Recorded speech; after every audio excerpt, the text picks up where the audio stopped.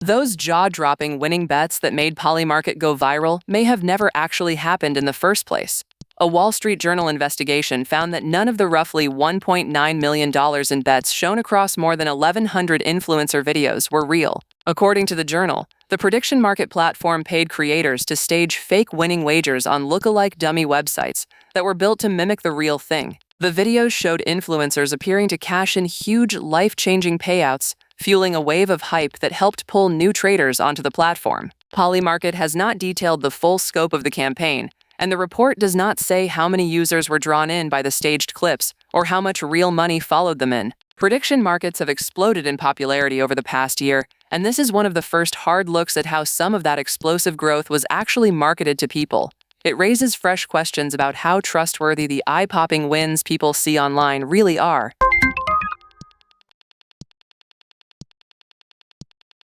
One of the world's oldest central banks just backed off a crackdown the stablecoin industry had spent months dreading.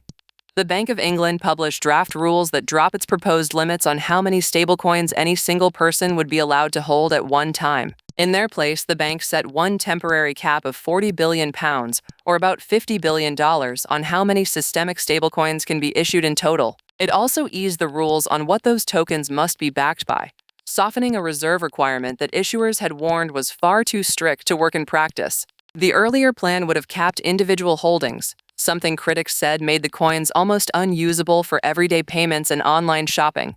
The bank is now targeting a 2027 launch for the new framework, giving companies time to prepare for it. It's one of the clearest signs yet that a major financial regulator is trying to make room for stablecoins, rather than box them in, after years of treating crypto with deep caution.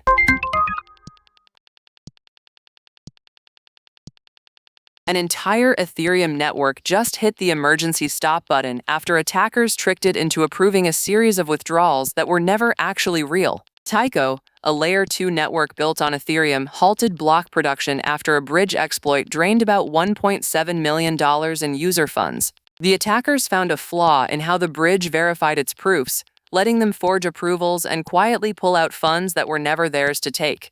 The team quickly urged users to withdraw their own money and pause the chain entirely to stop any further losses. Security firm Blockade said the root cause appears to be a weakness in how the bridge validated the signals it relied on to move money.